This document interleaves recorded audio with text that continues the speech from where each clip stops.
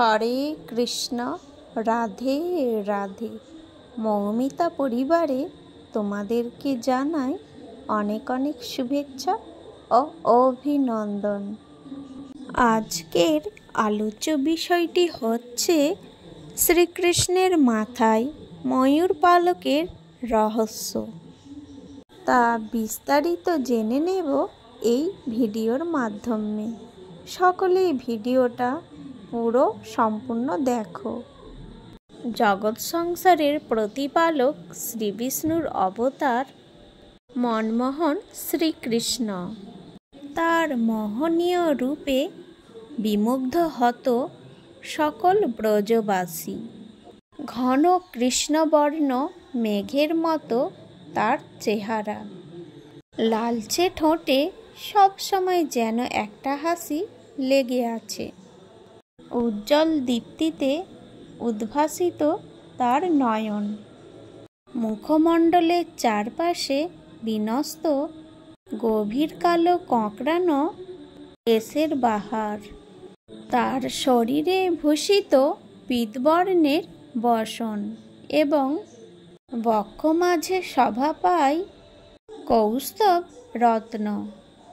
শ্রীকৃষ্ণের এই রূপ বর্ণনায় চুম্বক অংশ হল তার মাথায় শোভা পাওয়া ময়ূরের পালকটি। এর কারণেই ভগবান শ্রীকৃষ্ণকে বলা হয় ময়ূর মূর্তধারী। বেশিরভাগ ভক্তের কাছে ময়ূরের এই পালক প্রায় ততটাই প্রতীকী বা দর্শনীয় যতটা ভগবান শ্রীকৃষ্ণ স্বয়ং। শ্রদ্ধার সাথে ভক্তরা ভগবান শ্রীকৃষ্ণকে মর্ম মুকুটধারীও বলে থাকেন। তখন বালক গোপাল বৃন্দাবনের রাখাল রাজা। একদিন বিকেলে তিনি গোবর্ধন পর্বতের পাদদেশে সঙ্গীদের নিয়ে হাজির হয়েছিলেন গোচারণে।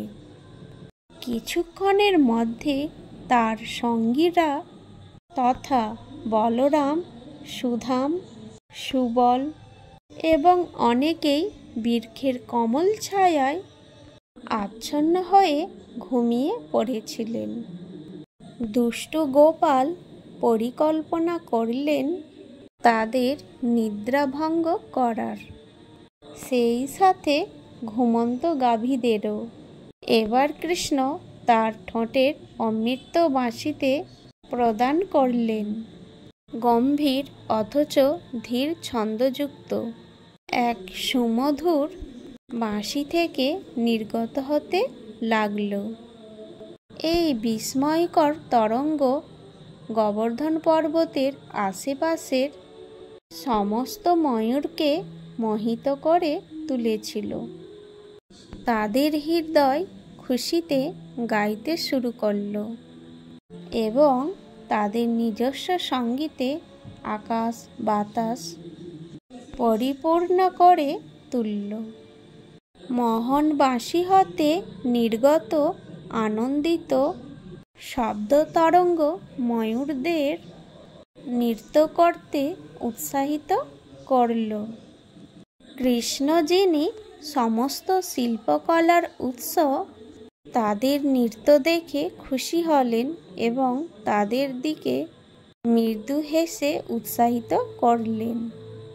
তারাও আনন্দে চিৎকার করে উঠল এবং সমস্ত পর্বতের প্রতিধ্বনি হতে লাগল।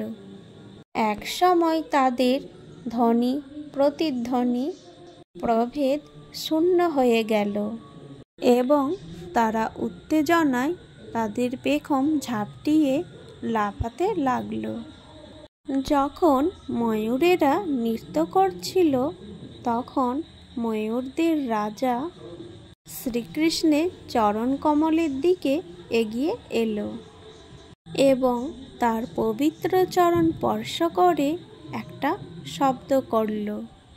কৃষ্ণ বুঝলেন এটা ময়ূরের রাজার ধন্যবাদ জ্ঞাপন এবং অনুরোধ যাতে তিনি তাদের সাথে নৃত্যগীতে রত হন। শ্রীকৃষ্ণ তাদের এই আমন্ত্রণ গ্রহণ করলেন এবং তাদের মাঝে গিয়ে দাঁড়ালেন। ময়ূরদের মতো তিনিও নৃত্য শুরু করলেন। শ্রীকৃষ্ণ তাদের সাথে নৃত্য করায় তাদের আনন্দ দ্বিগুণ বেড়ে গেল। এত অভিভূতকারী ছিল এই অনুভূতি, কয়েকটা ময়ূর মূর্ছিত হয়েও পড়ল। গোবর্ধন পর্বতের সমস্ত পশু এবং রাখালগণ জাদুমুগ্ধ হয়ে দাঁড়িয়ে রইলেন। তারা যেন শ্রীকৃষ্ণের নৃত্য দেখে চোখ সরাতেই পারছে না।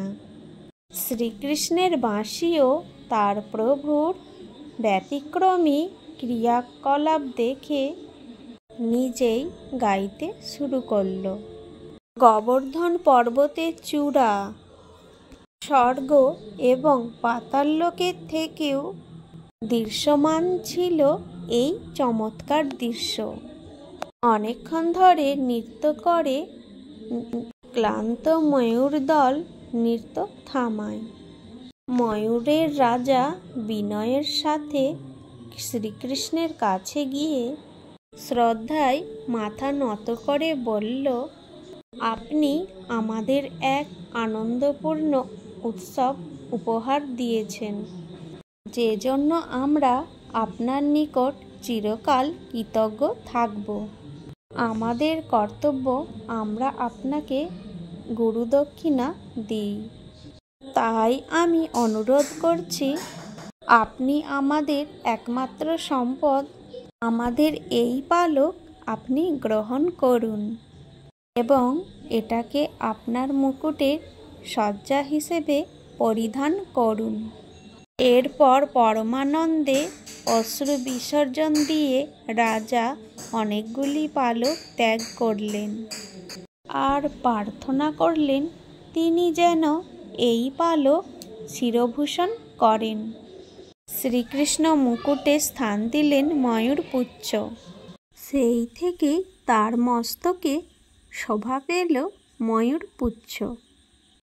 আজকের এই ভিডিওটি আমার এই পর্যন্তই থাকলো। সকলেই ভালো থেকো এবং সুস্থ থেকো আর প্রেম সে বলো রাধে রাধে।